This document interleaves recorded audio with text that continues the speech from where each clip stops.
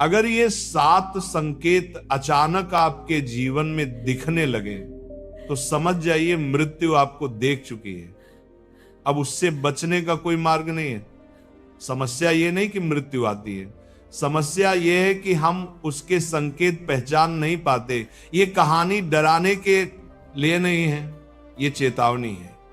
क्योंकि पुराणों में लिखा है मृत्यु अचानक नहीं आती, वह 7 बार दस्तक देती है, और जिसने उन्हें नजरअंदाज किया वही सबसे ज्यादा पछताया। इसी गूढ़ सत्य से यह कथा आरंभ होती है। बहुत समय पहले नर्मदा नदी के शांत तट पर बसा एक छोटा सा गांव था, जहां धन और वैभव भले कम था, लेकिन धर्म और अपनापन भरपूर था। उसी गांव में एक ब्राह्मण रहता था जिसका नाम था आर्यानंद। न वह कोई राजा था, न सन्यासी, फिर भी गांव के लिए वह दोनों से बढ़कर था।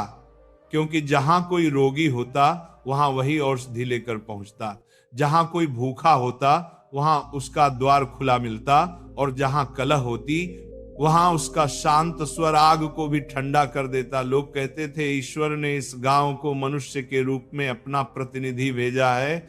आर्यानंद के दिन वेद पाठ, सेवा और यज्ञ में बीतते थे और रातें शास्त्रों के अध्ययन में। लेकिन जीवन का सबसे बड़ा सत्य यही है, जो दूसरों को जीवन समझाता है वही कभी कभी मृत्यु के अर्थ से सबसे अधिक डरता है। एक दिन गांव में समाचार फैला, देवश्रुत गुरु अब इस संसार में नहीं रहे। वही देवश्रुत जिन्होंने आर्यानंद को बाल्यकाल से धर्म, नीति और आत्मज्ञान का पाठ पढ़ाया था, जिनकी वाणी सुनकर लोग अपने जीवन की दिशा बदल लिया करते थे। और आज वही देह निःशब्द पड़ी थी। आर्यानंद जब उनके घर पहुंचा तो मंत्रों की ध्वनि और रोते हुए लोगों के बीच खड़ा रह गया। उसका मन खाली था, जैसे किसी ने भीतर से सारे शब्द खींच लिए हों। शाम होते होते चिता सजी, अग्नि जली और लपटें आकाश की ओर उठी। उसी क्षण आर्यानंद के भीतर कुछ टूट गया। उसने पहली बार जीवन को नश्वर होते हुए नहीं बल्कि मिटते हुए देखा। जो कल तक ज्ञान दे रहा था वो आज राख बन चुका था। उसी रात जब वो घर लौटा तो उसकी पत्नी माधवी ने उसके चेहरे पर वो भय देख लिया जो उसने पहले कभी नहीं देखा था। भोजन सामने रखा रहा और वो देर तक चुप बैठा रहा। अंततः उसने कहा, माधवी, क्या जीवन इतना कमजोर है कि बिना चेतावनी के समाप्त हो जाए? माधवी ने शांत स्वर में उत्तर दिया, मृत्यु बिना चेतावनी नहीं आती, पर हम सुनने के योग्य नहीं होते। यही वाक्य आर्यानंद के मन में गूंजता रहा। उस रात उसे नींद नहीं आई। उसकी आंखें बंद होती तो उसे गुरु की जलती चिता दिखती और कानों में एक अनसुनी आवाज गूंजती जो संकेतों को नहीं पहचानता, वह भय में मरता है। सुबह होते ही उसने निर्णय कर लिया कि वह नर्मदा के उत्तर में रहने वाले तपोनाथ साधु से मिलेगा, जिनके विषय में कहा जाता था कि वे गरुड़ पुराण के गूढ़ रहस्यों को केवल पढ़ते नहीं जीते हैं। तपोनाथ ने उसे देखते ही कहा, तू मृत्यु का समय नहीं, उसका अर्थ जानने आया है। और जब आर्यानंद ने उनसे पूछा, क्या मृत्यु से पहले कोई संकेत मिलते हैं, तो साधु ने आंखें बंद की, गहरी सांस ली और कहा, हां, 7 संकेत मिलते हैं, हर आत्मा को मिलते हैं, लेकिन उन्हें समझने के लिए साहस चाहिए, क्योंकि जो उन्हें समझ लेता है वह फिर मृत्यु से नहीं डरता। उसी क्षण आर्यानंद को लगा जैसे उसके भीतर कोई द्वार खुल गया हो। उसने साधु के चरणों में झुककर कहा, मुझे वे संकेत जानने हैं, चाहे इसके लिए मुझे स्वयं से ही क्यों न गुजरना पड़े। तपोनाथ ने उसका मस्तक स्पर्श किया और कहा, तो फिर ये यात्रा बाहर की नहीं भीतर की होगी, और यहीं से आर्यानंद की वह यात्रा शुरू होती है जहां हर संकेत उसे मृत्यु नहीं बल्कि जीवन का अर्थ सिखाने वाला था। आर्यानंद साधु तपोनाथ से आशीर्वाद लेकर जब अपनी यात्रा पर आगे बढ़ा तो उसके मन में कोई भय नहीं था, केवल एक गहरी जिज्ञासा थी, जैसे भीतर कोई सोई हुई चेतना जाग चुकी हो। नर्मदा का किनारा पीछे छूट चुका था और वह एक सुनसान वन पथ पर चल रहा था। चारों ओर शांति थी, लेकिन उस शांति में भी कुछ बोल रहा था, कुछ चेतावनी दे रहा था। चलते चलते अचानक उसे सामने से घंटियों की मधुर ध्वनि सुनाई दी। वह ठिठक गया, आगे बढ़ा तो देखा एक दिव्य श्वेत गाय मार्ग के बीच खड़ी थी। उसका शरीर साधारण नहीं था कि दिव्य श्वेत गाय मार्ग के बीच खड़ी थी, जैसे उसके चारों ओर एक सौम्य प्रकाश फैला हो। आर्यानंद ने श्रद्धा से सिर झुकाया और बोला, मां, आप यहां अकेली? तभी गाय ने अपनी आंखें उसकी ओर उठाई और उसी क्षण वह दृश्य साधारण नहीं रहा, क्योंकि गाय ने मनुष्य की स्पष्ट वाणी में कहा, आर्यानंद, तू मृत्यु के संकेतों की खोज में निकला है। आर्यानंद के भीतर एक क्षण के लिए कंपन हुआ, पर उसने साहस जुटाकर कहा, हां माता, मैं जानना चाहता हूं कि मृत्यु से पहले आत्मा को कैसे चेताया जाता है। गाय ने गहरी दृष्टि से उसे देखा और कहा, तो सुन, गरुड़ पुराण कहता है कि मृत्यु का पहला संकेत शरीर में नहीं, हृदय में आता है। लेकिन उससे पहले मेरी पहेली का उत्तर दे। जो दूसरों के दुख को अपना मान ले, वही स्वयं से मुक्त हो जाता है। बताओ, वो कौन सा भाव है? आर्यानंद ने बिना अधिक सोचे उत्तर दिया, करुणा। क्योंकि जब मनुष्य करुणा से भर जाता है तो उसका अहंकार गलने लगता है। गाय की आंखों में संतोष झलका और उसने कहा, यही पहला संकेत है। जब मृत्यु निकट आती है तो आत्मा का आवरण पतला होने लगता है और तब मनुष्य दूसरों के दुख को तीव्रता से महसूस करने लगता है। जो जीवन भर कठोर रहा वह भी पिघलने लगता है। ये डर नहीं, ये तैयारी है, क्योंकि आत्मा समझ जाती है कि अब अलगाव समाप्त होने वाला है। गाय का स्वर गंभीर हो गया, लेकिन ध्यान रखना, यह करुणा तभी आती है जब भीतर कुछ शुद्ध बचा हो, अन्यथा कुछ लोग मृत्यु से पहले और भी क्रूर हो जाते हैं। ये पहला संकेत हर किसी के लिए समान नहीं होता, ये धर्म का फल है। इतना कहकर गाय का स्वर धीमा पड़ा और वह प्रकाश में विलीन हो गई। आर्यानंद कुछ क्षण वहीं खड़ा रहा। उसका हृदय भारी भी था, हल्का भी। वह आगे बढ़ा ही था कि थोड़ी दूर पर उसे एक टूटा हुआ आश्रय दिखाई दिया। वहां एक घायल कुत्ता पड़ा था, उसकी सांसें उखड़ी हुई थीं और आंखों में अजीब सी स्थिरता थी। आर्यानंद उसके पास गया, उसे जल पिलाया और उसके सिर पर हाथ फेरा। तभी कुत्ते ने धीमे स्वर में कहा, मत चौंक, मैं दूसरा संकेत हूं। आर्यानंद ने आंखें झुका ली। कुत्ता बोला, गरुड़ पुराण कहता है कि मृत्यु से पहले आत्मा अपने ही कर्मों का न्याय करती है। यमदूत बाद में आते हैं। पहले आत्मा स्वयं अपने कर्मों को देखती है। फिर उसने पहेली पूछी, जो जीवन भर साथ रहा लेकिन जिसे तूने सबसे अधिक अनदेखा किया, जो तेरे हर निर्णय को देखता रहा, बताओ वह कौन है? आर्यानंद का कंठ भर आया। उसने कहा, मेरा विवेक, मेरी अंतरात्मा। कुत्ते ने कहा, सही, यही दूसरा संकेत है। मृत्यु से पहले आत्मा के सामने उसका पूरा जीवन खुल जाता है, बिना किसी पर्दे के। जिनसे उसने प्रेम किया, जिनसे उसने छल किया, जिन अवसरों पर वह मौन रहा, जहां सत्य बोलना चाहिए था, सब सामने आ जाता है। यही कारण है कि कुछ लोग मृत्यु से पहले बेचैन हो जाते हैं, क्योंकि वे अपने ही कर्मों से भाग नहीं पाते। कुत्ते की आंखों से आंसू बह निकला और उसने कहा, याद रख आर्यानंद, जिसने जीवन में अपने विवेक की नहीं सुनी, वह मृत्यु से पहले सबसे अधिक पीड़ा पाता है, क्योंकि तब कोई तर्क काम नहीं आता, केवल सत्य बोलता है। इतना कहकर कुत्ते का शरीर धीरे धीरे धुंध में बदल गया। आर्यानंद के पैर वहीं जम गए। उसके भीतर एक गहरी समझ उतर रही थी। मृत्यु दंड नहीं देती, वह केवल आईना दिखाती है। और वह भारी मन लिए आगे बढ़ गया, क्योंकि वह जान चुका था कि संकेत डराने नहीं जगाने आते हैं।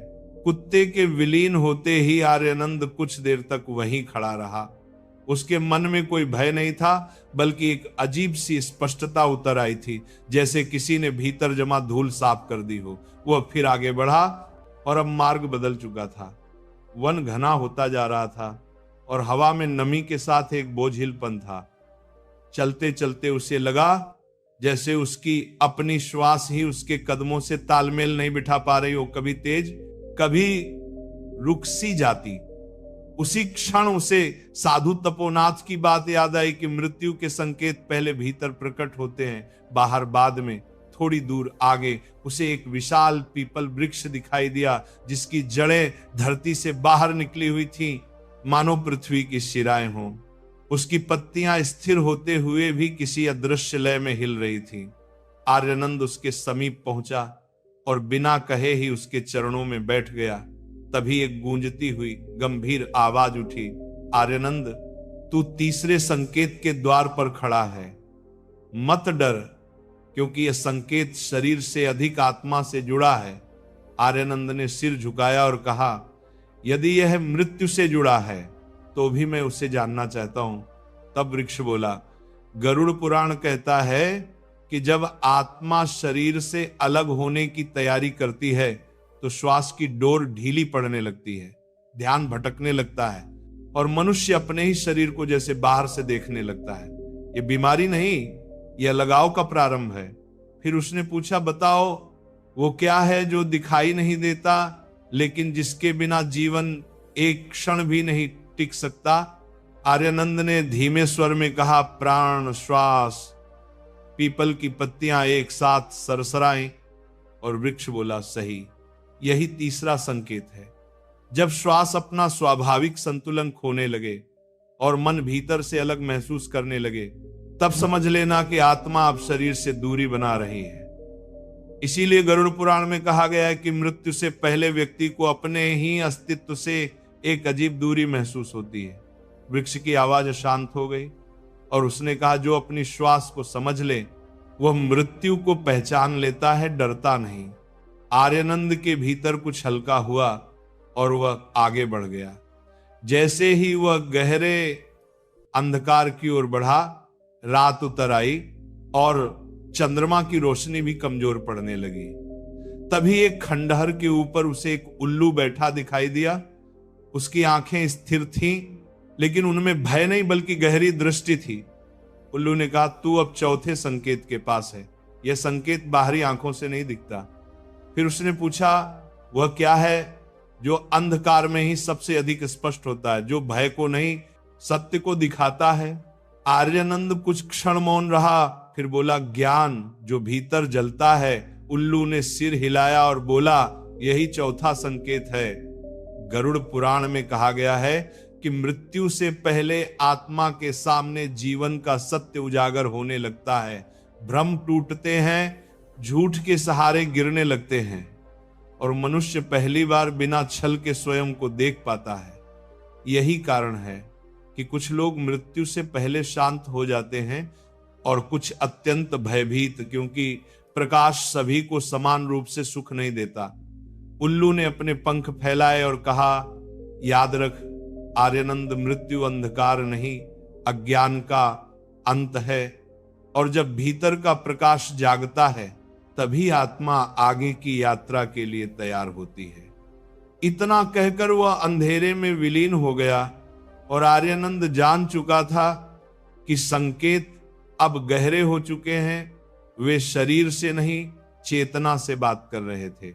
उल्लू के उड़ते ही ऐसा लगा मानो अंधकार भी हल्का हो गया हो। आर्यानंद अब थका नहीं था, बल्कि उसके कदमों में एक अजीब स्थिरता आ गई थी, जैसे वह किसी लक्ष्य की ओर नहीं बल्कि किसी सत्य के भीतर उतर रहा हो। वन समाप्त हो रहा था और पथ पहाड़ियों की ओर चढ़ने लगा था। तभी अचानक धरती में कंपन हुआ और उसके सामने से धुएं का एक घेरा उठा। उसी घेरे के मध्य एक विशाल नाग प्रकट हुआ। उसका शरीर चांदी की भांति चमक रहा था और आंखों में न क्रोध था न भय, केवल समय की गहराई थी। नाग ने कहा, मत डर आर्यानंद, मैं वह सत्य हूं जिससे मनुष्य सबसे अधिक भागता है। मैं परिवर्तन हूं। और फिर उसने पूछा, वह कौन है जो बार बार अपना आवरण छोड़ता है फिर भी नष्ट नहीं होता? आर्यानंद ने बिना हिचक उत्तर दिया, आत्मा जो शरीर बदलती है जैसे वस्त्र। नाग ने सिर हिलाया और बोला, यही पांचवा संकेत है। गरुड़ पुराण में कहा गया है कि मृत्यु कोई विनाश नहीं बल्कि परिवर्तन की चरम अवस्था है। आत्मा शरीर छोड़ती है पर अस्तित्व नहीं। इसलिए मृत्यु से डरने का अर्थ है परिवर्तन से डरना। नाग की वाणी गहरी होती चली गई। मनुष्य परिवर्तन नहीं चाहता, वह उसी शरीर उसी पहचान से चिपका रहना चाहता है। इसीलिए मृत्यु उसे भयावह लगती है। लेकिन जिसने जीवन में परिवर्तन को स्वीकार किया, उसके लिए मृत्यु केवल अगला चरण है। इतना कहकर नाग धीरे धीरे अपने ही प्रकाश में विलीन हो गया। आर्यानंद अब समझ चुका था कि मृत्यु से भागना असंभव है, लेकिन उसे समझना संभव है। आगे बढ़ते हुए वह एक शांत सरोवर के किनारे पहुंचा। वहां एक दिव्य हंस बैठा था। जल में उसका प्रतिबिंब स्थिर था, जैसे समय वहीं रुक गया हो। हंस ने बिना देखे कहा, अब छठा संकेत शेष है। ये संकेत सबसे शांत है, लेकिन सबसे कठिन। फिर उसने पूछा, वह क्या है जो संसार में रहते हुए भी संसार से मुक्त रहता है? जो पकड़ छोड़ दे वही हल्का हो जाए। आर्यानंद के चेहरे पर हल्की मुस्कान आई, वैराग्य। हंस ने धीरे से कहा, सही, यही छठा संकेत है। गरुड़ पुराण बताता है कि मृत्यु से पहले आत्मा धीरे धीरे आसक्ति छोड़ने लगती है। धन, पद, शरीर, संबंध सब उसे अस्थाई दिखने लगते हैं। ये उदासी नहीं होती, ये स्पष्टता होती है। इसीलिए कई वृद्ध लोग मृत्यु से पहले शांत हो जाते हैं, क्योंकि वे भीतर से जाने के लिए तैयार हो जाते हैं। हंस ने कहा, जिसने जीवन में छोड़ना नहीं सीखा, वह मृत्यु में सबसे अधिक पीड़ा पाता है, क्योंकि मृत्यु ही अंतिम छोड़ना है। इतना कहकर हंस ने अपने पंख फैलाए और सरोवर के प्रकाश में विलीन हो गया। और आर्यानंद जान गया कि अब केवल एक संकेत शेष है, सबसे अंतिम, सबसे सत्य, जहां भय नहीं रहेगा, केवल स्वीकार बचेगा। हंस के विलीन होते ही आर्यानंद के भीतर एक गहरी शांति उतर आई, जैसे कोई भारी बोझ जो वह जन्मों से ढो रहा था, अब धीरे धीरे उतरने लगा हो। वो आगे बढ़ा और सामने एक खुला मैदान दिखाई दिया। उस मैदान के मध्य एक विशाल शिला थी और उस पर एक श्वेत बाघ शांत भाव से बैठा था। उसकी आंखों में न हिंसा थी न भय, केवल वह स्थिरता थी जो सब कुछ जान लेने के बाद आती है। आर्यानंद सहज ही उसके सामने ठहर गया, हाथ जोड़कर झुका और बोला, मैं जानता हूं आप अंतिम संकेत हैं। बाघ ने धीमे स्वर में कहा, हां, मैं वह सत्य हूं जिससे कोई बच नहीं सकता, लेकिन जिसे समझ लेने के बाद डर शेष नहीं रहता। फिर उसने पूछा, वह क्या है जो सबका अंत भी है और सबकी शुरुआत भी, जो छीनता नहीं बल्कि लौटाता है? आर्यानंद ने गहरी सांस ली और शांत स्वर में उत्तर दिया, मृत्यु, क्योंकि वही आत्मा को उसके स्रोत की ओर लौटाती है। बाघ की आंखों में संतोष झलका और उसने कहा, यही सातवां और अंतिम संकेत है, स्वीकार। गरुड़ पुराण में कहा गया है कि जो मृत्यु को शत्रु मानता है वह भय में बंधता है, और जो उसे द्वार मानता है वह मुक्त होता है। मृत्यु आत्मा को दंड नहीं देती, वह केवल यात्रा बदलती है। बाघ का स्वर और गंभीर हो गया। जब मृत्यु निकट आती है और मनुष्य उसके विचार से भी भयभीत नहीं होता, तब समझ लेना कि आत्मा मुक्त होने के योग्य हो चुकी है।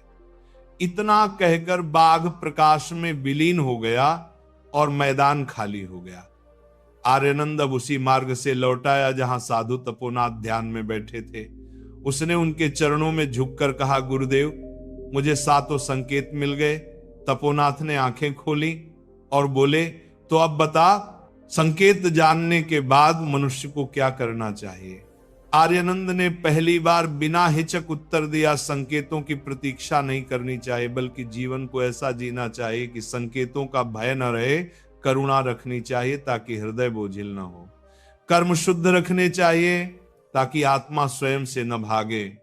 श्वास को समझना चाहिए ताकि जीवन का मूल्य पता चले। ज्ञान अपनाना चाहिए ताकि अंधकार में भी सत्य दिखे। परिवर्तन स्वीकार करना चाहिए ताकि मृत्यु नया जन्म लगे। वैराग्य सीखना चाहिए ताकि छोड़ते समय पीड़ा न हो, और अंत में मृत्यु को स्वीकार करना चाहिए क्योंकि वही मुक्ति का द्वार है। तपोनाथ मुस्कुराए और बोले, यही गरुड़ पुराण का सार है। मृत्यु से डरने वाला नहीं, जीवन को शुद्ध करने वाला ही वास्तव में अमर होता है। आर्यनंद की आंखों में आंसू थे, लेकिन वे भय के नहीं थे, वे समझ के थे। वह घर लौटा और उसी दिन से उसने मृत्यु पर नहीं, जीवन पर ध्यान देना शुरू किया, क्योंकि जो सच में जीना सीख लेता है वह मरना भी सीख लेता है। और यही इस कथा का अंतिम सत्य है। मृत्यु अंत नहीं, चेतना की अगली यात्रा है।